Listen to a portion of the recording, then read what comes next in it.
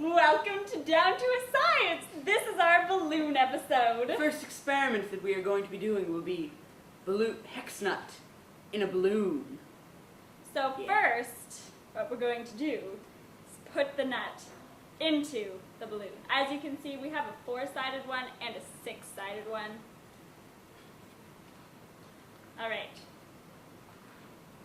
So, hex nut is in balloon. Now we're going to blow them up. There's a hole in my balloon. So, that's not good. You don't want a hole in your balloon. Okay, so now we have holes. Balloons with no holes in them. Exactly, so now we're going to blow them up, for real.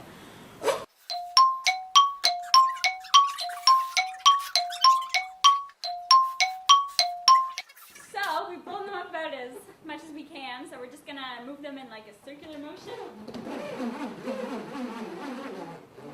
It makes a cool noise. So, as you can tell, mine kind of made a different noise than John's because I have the 6-sided hex nut and he has a 4-sided hex nut. Exactly. So now we're going to let some of the air out of the balloons and it's going to make a different sound when we try next time. So as you can see, now they're smaller, so I'm going to do the same thing.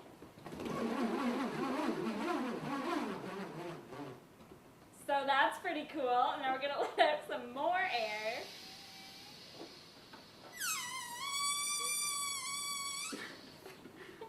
And do it again.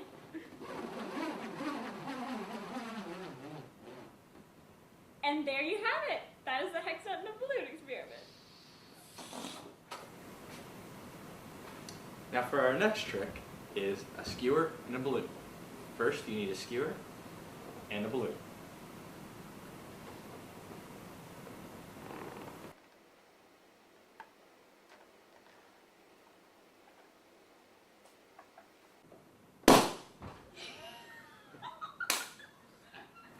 Let's try that again.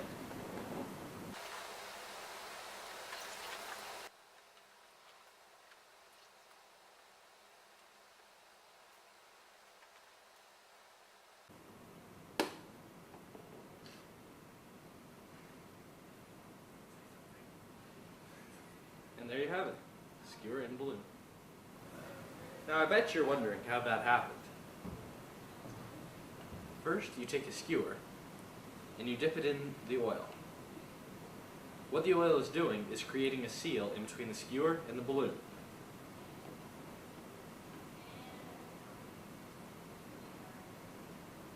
You want to hold the end of the balloon so it takes a little bit off of the stress of the balloon. And just slowly pop it through.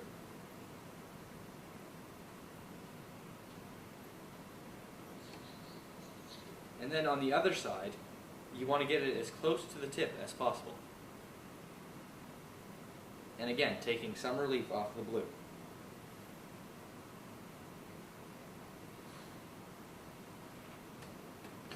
And there you have it. So another balloon trick you can try at home involves some very simple materials. You will need a balloon, a coin,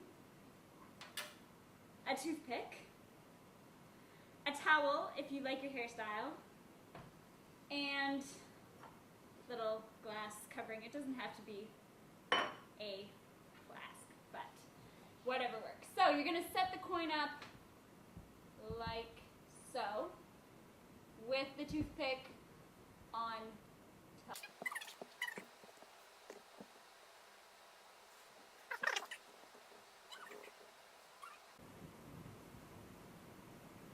There we go.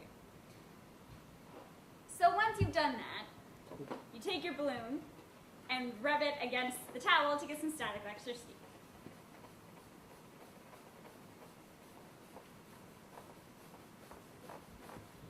So once you've done that, you just want to bring the balloon close to the toothpick, and it moves. Stable. So there we go.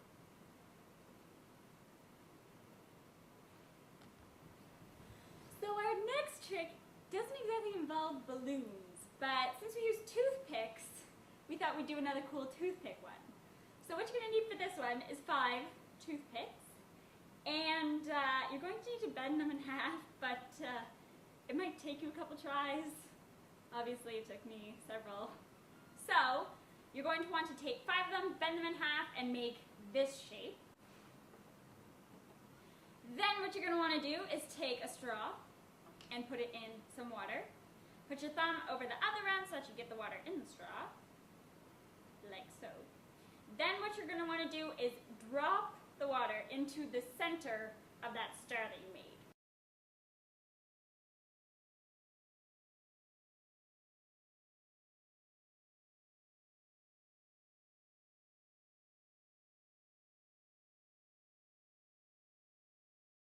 All right, everyone. Now for a balloon experiment that you can't do at home. What I have here is zinc and hydrochloric acid. When I mix the two together, they're going to form hydrogen gas. What I'm going to do is I'm going to capture that gas in this balloon, and then we'll see what happens.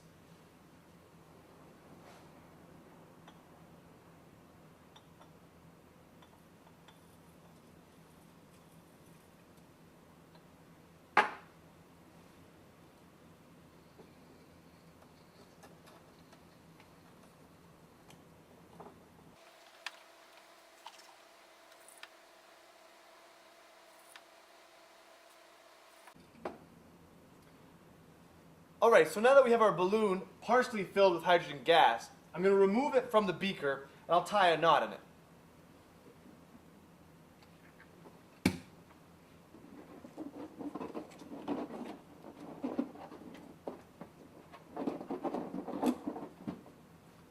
Now, hydrogen gas is lighter than oxygen, so you can see my balloon sort of floats a little bit.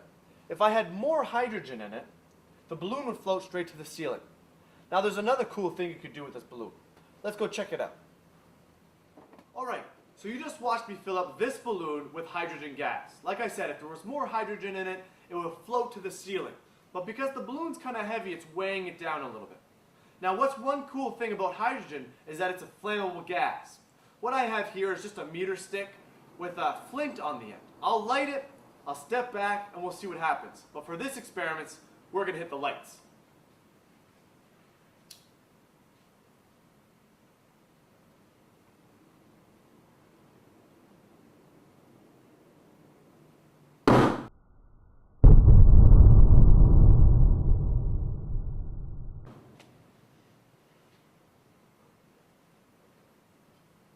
Now that's some cool science.